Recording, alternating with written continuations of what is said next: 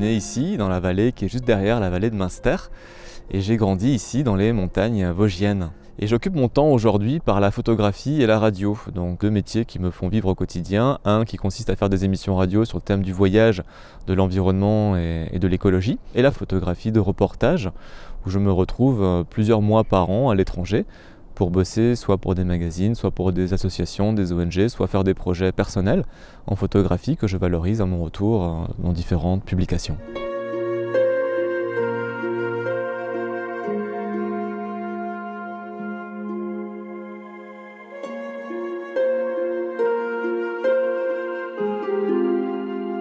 Adolescent, je sentais qu'il me manquait quelque chose, j'étais pas heureux, j'étais pas bien dans ma peau, je me sentais pas épanoui, j'avais pas confiance en moi, je trouvais pas ma place, je savais pas ce que je voulais. J'étais dans un monde où on nous demande très vite qu'est-ce que tu veux faire plus tard, dans quoi est-ce que tu veux te lancer, et je savais vraiment pas vers quoi je voulais me diriger. Et je crois que pour moi le voyage était un moyen de me sortir de la morosité ambiante, de me sortir de mon quotidien, pour m'ouvrir sur l'autre, pour m'ouvrir sur le monde et surtout pour me découvrir moi. Ça a été un moyen que j'ai trouvé pour me remettre en question, apprendre à savoir qui j'étais, quelles étaient mes possibilités, mes capacités, mes limites. Et pour la première fois, j'ai pu à l'âge de 18 ans quitter la vallée de Münster pour aller, un premier voyage, c'était en Afrique, où je suis allé faire du bénévolat.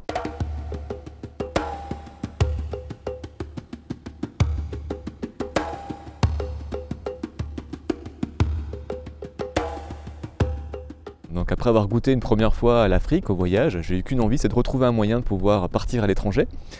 Mais sans argent, j'ai dû monter un projet qui était à l'époque un projet soutenu par le ministère de la Jeunesse et des Sports, qui consistait à aller monter une conférence sur la culture aborigène en Australie. Et donc mon deuxième voyage était en Australie, et là pour la première fois je suis parti avec un appareil photo, parce que le but du voyage était de ramener des images pour pouvoir partager une expérience de vie, mais aussi communiquer sur la problématique des aborigènes, la culture aborigène, et le lien des aborigènes avec l'environnement et la planète.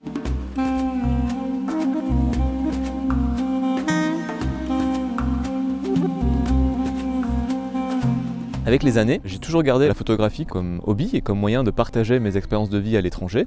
Et le voyage a pris une place de plus en plus importante dans mon quotidien.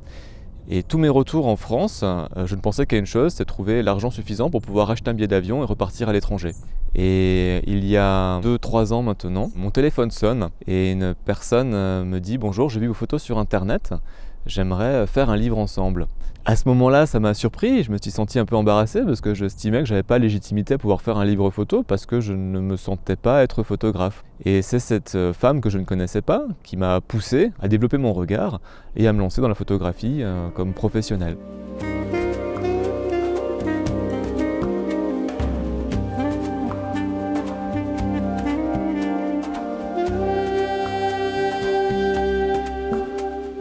Et donc il y a quelques années, quand j'ai rencontré Stéphanie Macheteau, qui est co-auteure sur le bouquin qui va sortir Éclat de joie, j'ai récupéré toutes les images qui avaient été faites, on a commencé à faire une sélection. Et le but c'était de partager la beauté, partager l'humanité et mettre en avant quelque chose de positif à travers un livre photo qui allait vraiment montrer l'humain dans toute sa beauté, parce que je trouve qu'aujourd'hui on communique trop sur ce qui ne va pas. Et personnellement je pense fondamentalement que l'être humain est quelqu'un de beau et de bon. Et donc dans ce livre Éclat de joie, j'avais envie de mettre la beauté à travers des sourires, à travers des émotions. Et ces émotions, on les partage tous, quelle que soit la langue, quel que soit le pays dans lequel on vit. C'est quelque chose qui nous relie.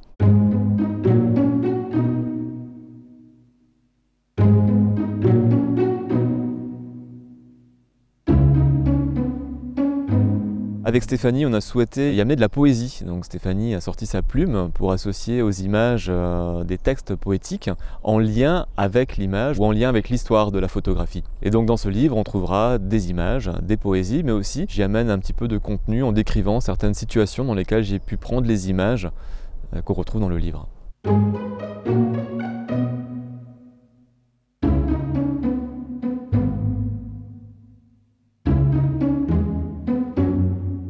Je crois qu'une des raisons pour lesquelles je voyage, c'est pour rencontrer l'autre, pouvoir partager des instants de vie, partager des moments du quotidien, des moments souvent simples, parce que des fois la langue n'est pas là, mais c'est vraiment la notion du partage que j'ai voulu mettre en avant dans ce livre.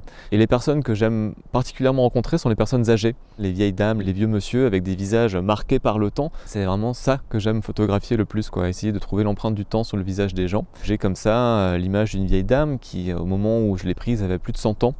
100 ou 101 ans, on ne savait pas trop. Elle était dans les Tachan, dans les montagnes de Birmanie. Et en arrivant dans une petite maison sombre, pas d'eau, pas d'électricité, je vois dans cette maison 3 ou 4 générations qui cohabitent. Et au bord du feu, cette vieille dame avec un visage incroyable qui avait passé toute sa vie dans ce petit village. Et pour moi, c'est des moments marquants, se retrouver face à des gens qui représentent des monuments, des livres d'histoire, qui ont en eux une telle puissance. Ça m'émeut. C'est vraiment les personnes âgées, je pense, qui me touchent le plus profondément.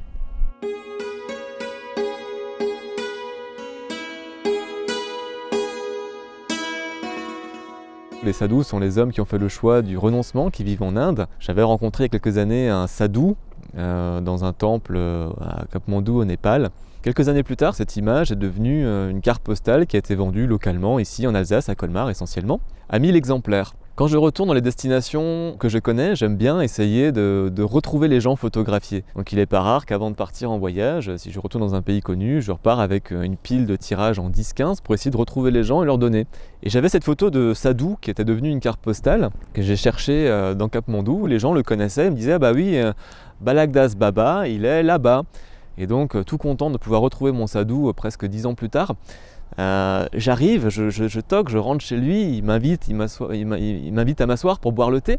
Je lui donne la photo, il la regarde, il éclate de rire et de son petit sac, il me sort la carte postale. Et là je me suis dit waouh quoi, le pouvoir de l'image est grand, il ne faut pas voler des images, il faut les faire dans le consentement de la personne. Et parce que voilà, tout est connecté, tout est interdépendant.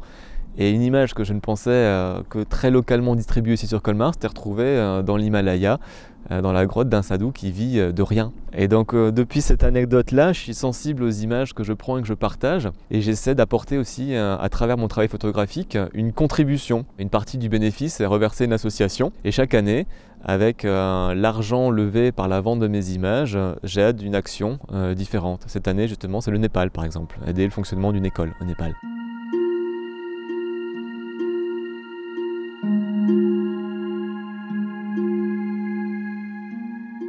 Le voyage, quand on y a goûté, c'est quelque chose, c'est difficile de s'arrêter. Enfin, personnellement, j'y arrive pas.